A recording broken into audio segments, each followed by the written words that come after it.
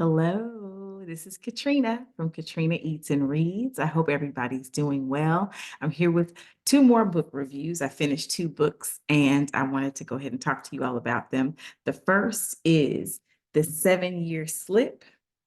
This is the cover. Ah, by Ashley Poston.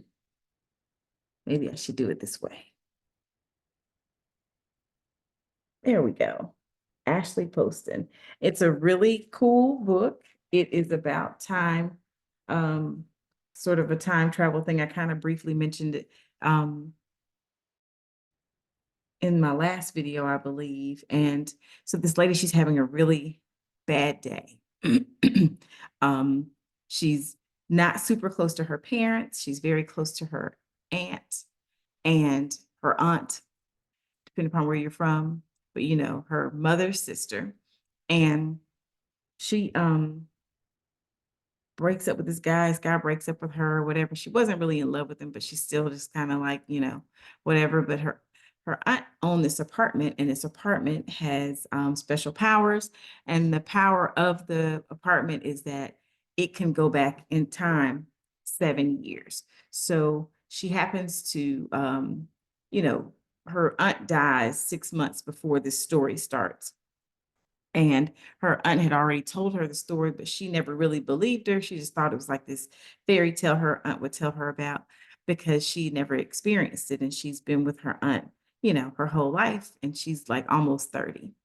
And they traveled together a whole lot, a great deal. They were really close. And so she's still kind of upset. And her aunt left this apartment to her.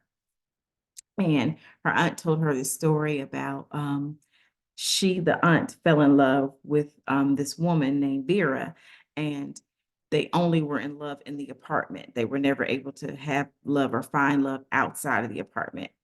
Um, anyway, the story is about how she comes to the apartment one day, and when she gets there, there's this really handsome guy there, which scares the bejesus out of her. And all the things she had moved into the apartment when she moved in were not there. So she's trying to figure things out, piece things out. And he's saying that her aunt allowed him to stay there. And so when she got it all figured out, kind of long story short, she realizes he's there during a time that she and her aunt were like in Norway or somewhere. And so she never met him. The aunt never mentioned anything about subletting this apartment to this guy. And so anyway, she gets to know him. He's a chef, and she tells him, he can go ahead and stay there. She, in her mind, thinks he doesn't know about the apartment, so she doesn't tell him. Anyway, there's all these different angles of things. And so on her job, she is a book publicist. And so she goes around with different artists or writers, I'm sorry, and make sure that they make their interviews, they answer their emails, they are ready for podcasts, all these different things. And she does all this, and she's really, really good at her job. The higher ups want her to kind of take over this new position, or not new position, but the position of the person who she works for. And the person who she works for is retiring finally. And she's like in her, I want to say 60s. And so she is going to retire, and they want to leave this to her to do. And so she's interested in it, but then she falls in love with this guy. She starts to see the world a little bit differently, which is so cute. It's really, really cute. But it kind of goes in and out, weaves through time, 7 years here, 7 years there. So sometimes he's aware of what's happening. Sometimes she's more aware of what's happening. And then she ends up meeting this lady, Vera, who was her aunt's past lover, and finds out that Vera is this guy's aunt. So that's a whole nother thing. But it was really beautifully written. It came from a place of love, it seemed to me. I will say there were some scenes that were supposed to be very, sensual, or what have you. And I didn't quite feel that in the reading of it, the way she writes, but it was still beautifully written. Um, they, of course, get together in the end, spoiler alert, and she ends up quitting her job, deciding to do something else because what she does is doodle all the time. So she draws people, she paints, does all these things. She's very artistic, but she kind of let that off to the wayside trying to do something with her life, and she thought, being a publicist was going to be it. This guy who was the chef, same thing. He wanted to be a chef because his grandfather was, and he was so in love with his grandfather. And when his grandfather passed, he just wanted to make his, grandfather proud. He wanted to be a really great chef. And so he ends up opening this restaurant called Hyacinth, which is super cute. But their relationship is super cute. He said his superpower is telling people what their favorite color is. And so he was able to guess her favorite color. And then he started calling her Lemon because her favorite color was yellow. And her name is Clementine. So it was super cute. His name was Ewan. And later, when she met him later in life, he wanted to be called James because he wanted to be this professional chef. And so he wanted to sound, very, professional and everything. But they end up together at the end. The epilogue was very beautifully written. It really came from a special place. And if you read the book and then read the epilogue, you really feel where this author came from, Ashley Poston. And she talks about how when she finished the book, she turned it in and she didn't really have um, a good grasp on death and love in that way, but she wrote it the best she could. And then just a few days before she was set to turn in the book, I believe it was, her grandfather passes, who she was very, very close to.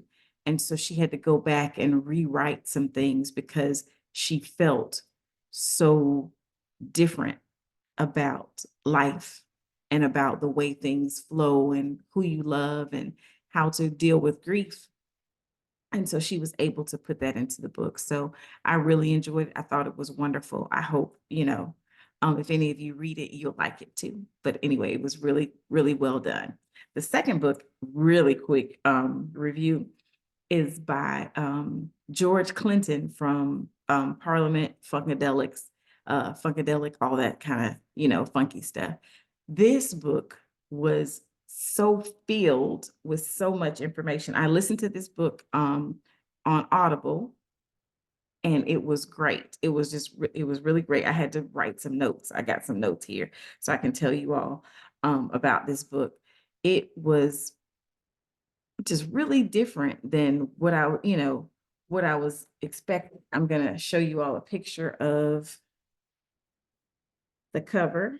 That's it. But I listened to it on Audible, and he talked about his, younger self and when he was like really young, and kind of how he grew up.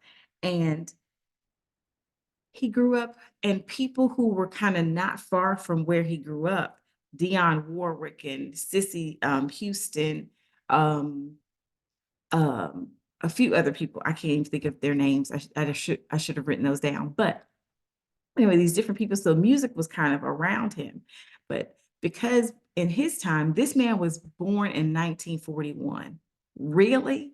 So, he's like 82 or whatever, to 81, I think, when he did this book, though. And just the stuff he remembers and the things that he gave us, in this story it was great in this interview. But he talks about how in his day, the people who were famous and Black people who did something with themselves, they were baseball players. And so he thought he would be a baseball player. And he's really good at getting people together. So he got all these people together to play baseball. He ordered these sweaters, and he's really crafty. Like, you could tell he's just very ingenious and charming because he keeps getting people together throughout this. And he buys these sweaters with Parliament on it. And Parliament was some cigarettes back in the day. And so everybody, liked Parliament because that was kind of like a, famous type of product. And so he orders these sweaters, and then come to find out he's put all these people together, and then he's not good at baseball. So everybody thinks, you're terrible. Thanks for bringing all the people together, but we really don't need you to play. So they don't even want him on the team. And so he gets the hint, and he's like, you know what? That's okay. So he ends up starting like a band, and he decides to call it Parliament.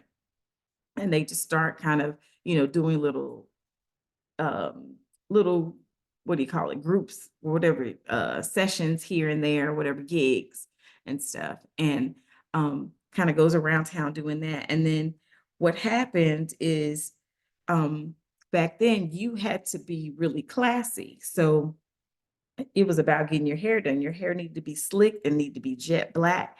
And they couldn't afford to really just go somewhere and get their hair done. So they started learning how to do hair. This man started doing hair. What are you talking?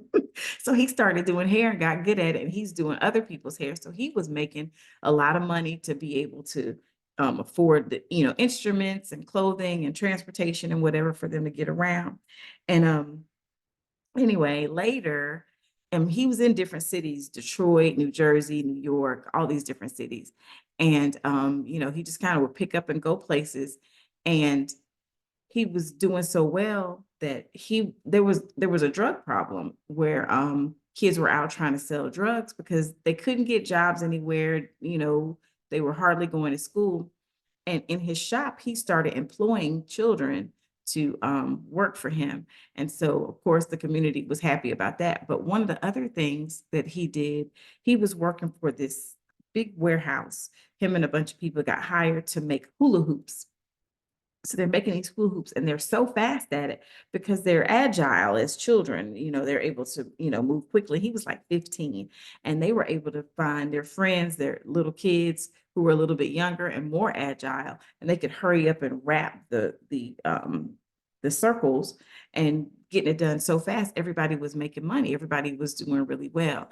And then they kind of had to stop it. The warehouse came down because they almost worked themselves pretty much out of a job because they were able to do so much so fast that there was nowhere to take the items to go sell them. They just couldn't. He said for years he had a ton of hula hoops in his backyard, which I thought was hilarious. But anyway, later when he was owning his own salon doing hair, he would employ kids in the neighborhood. And then he said there were these white guys who had a bunch of counterfeit 20s and they would bring him counterfeit money. And then other people kind of would know about it. And so he said, you get some counterfeit money. Like, let's say you owe somebody $500. You get them $2,000 of counterfeit money. And they're like, okay, we're cool. Cause then they can go spend it somewhere and do whatever. The police, the authorities, whatever, kind of find out. And they kind of come and talk to him. And they're like, look, we know what's going on. If you're smart, you'll try to go ahead and shut this down. And so he decides, okay, we're going to let this go. We've done enough, So he said they were tearing up money, they were burning money, they were trying to get rid of it anyway. But he's just really, really smart in how he does things. But he said back when he was trying to become a group and have, music, it he and his group, they were kind of like misfits. They wanted that kind of Commodore's look where they looked kind of fancy and well put together. And he was like, we knew we weren't quite that. And they already had that, so that they felt like they couldn't really come out and be, something similar. And he said he saw where funk was going. So they decided to just start doing things differently, just completely left field, just completely differently than, the average person, like wearing diapers and putting all kind of crazy makeup and hair and glasses and stuff on, and scaring people coming out of coffins and stuff like that, because he could see where funk was coming. And so anyway, so they started that. So let me tell you this one story that is so amazing to me. That song Flashlight, he said, you know how it goes, la da da dee da da da da da da da, like that, right? He said he went to a bar mitzvah of this young man. I forgot the little boy's name. I didn't write it down. But anyway, he's at the bar mitzvah. And you know how they sing, if you've ever been to a bar mitzvah or you've seen it on television or anything, they kind of sing this song where it's like, dun, dun, dun, dun, dun, dun, dun, dun, da, da, da, like this. And it sounded to him like la di da di da da da, like this. And he decided to make this song. And that's where the la da di la da da da da da, whatever came from. Anyway, I thought that was just the most amazing story. I've been seeing a lot of these little stories, little tidbits from people where they are sharing how their creative spirit help them come up with these songs, and they end up so catchy. And it's because somewhere in the back of our mind, we kind of are familiar with this tune, or we're familiar with this sound, or something about it catches, our mind. So anyway, I thought it was neat. The other story I was going to tell you, he was at a conference, a music conference, and he was on the stage with Madonna and James Brown. And the guys from Red Hot Chili Peppers, Anthony and I think Flea, were in the audience, and they stood up to ask a question, and they said, "Hey, what can we do so you will allow us to produce your next record?" And so he was like, "Oh," he said he was just messing with them. He's like, "Hey, if you come to my property and come out to my land out in Michigan, I'll let y'all do it." So the guy, Anthony, didn't live far from there, which he didn't know. So he kind of called his own bluff.